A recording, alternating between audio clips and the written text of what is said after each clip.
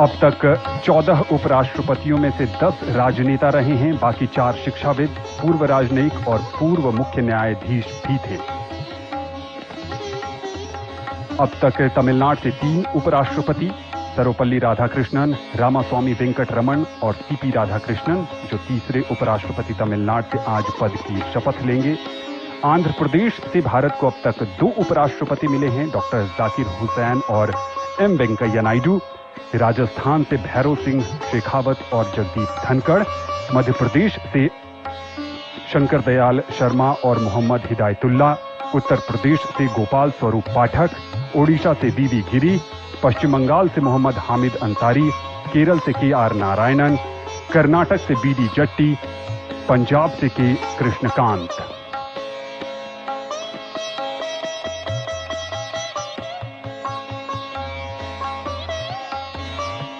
नौ सितंबर को उपराष्ट्रपति पद के चुनाव में एनडीए के उम्मीदवार के तौर पर श्री राधाकृष्णन ने 452 मत हासिल कर जीत हासिल की थी, और जबकि इनके विपक्षी उम्मीदवार को 300 मत हासिल हुए थे। यहां गणतंत्र मंडप में इंतजार है भारत की राष्ट्रपति द्रौपदी मुर्मू का, जो नवनिर्वाचित उपराष्ट्रपति को पद की शपथ दिलाएंगी।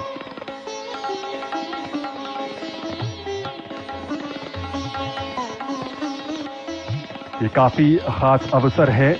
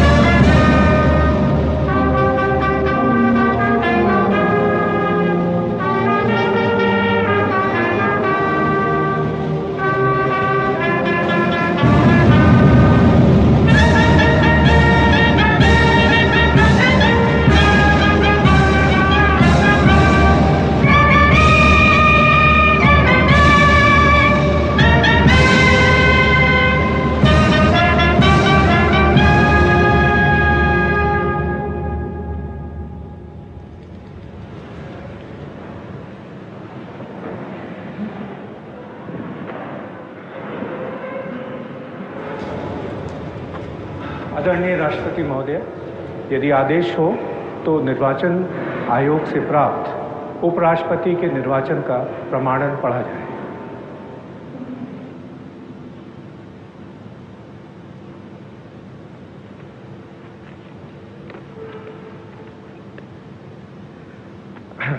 यतः भारत के संविधान के अनुच्छेद 324 द्वारा भारत के उपराष्ट्रपति के पद के निर्वाचन का अधीक्षण, निर्देशन और नियंत्रण भारत निर्वाचन आयोग में निहित है, और यतः श्री जगदीप धनखड़ द्वारा 2025 के जुलाई मास के 21वें दिन तदनुसार शक संवत के वर्ष 1947 के आषाढ़ मास के तीसरे दिन त्यागपत्र देने के कारण भारत के उपराष्ट्रपति का पद रिक्त हो गया है, और यतः भारत के उपराष्ट्रपति के पद को भरने के लिए संविधान तथा राष्ट्रपतीय और उपराष्ट्रपतीय निर्वाचन अधिनियम 1952 के उपबंधों और तदधीन बनाए गए नियमों और आदेशों के अनुसार निर्वाचन करा लिया गया है तथा परिणाम घोषित कर दिया गया है। अब इसलिए भारत निर्वाचन आयोग एतद द्वारा प्रमाणित करता है कि श्री CP राधाकृष्णन वर्ष 2025 के सितंबर मास के 9वें दिन तदनुसार शक संवत के वर्ष 1947 के भाद्रपद मास के 18वें दिन भारत के उपराष्ट्रपति पद के लिए सम्यक रूप से निर्वाचित हो गए हैं। भारत गणराज्य के 76वें वर्ष में हमारे हस्ताक्षर और भारत निर्वाचन आयोग की मोहर से वर्ष 2025 के सितंबर मास के 9वें दिन तदनुसार शक संवत के वर्ष 1947 के भाद्रपद मास के 18वें दिन प्रदत्त किया गया।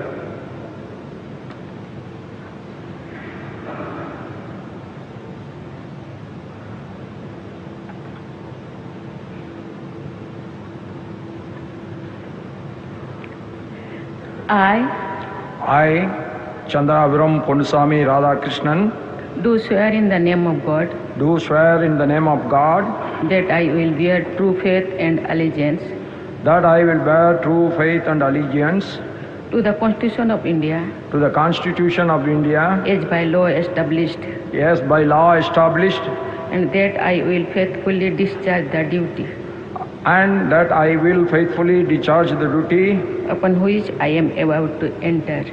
upon which I am about to enter. Congratulations.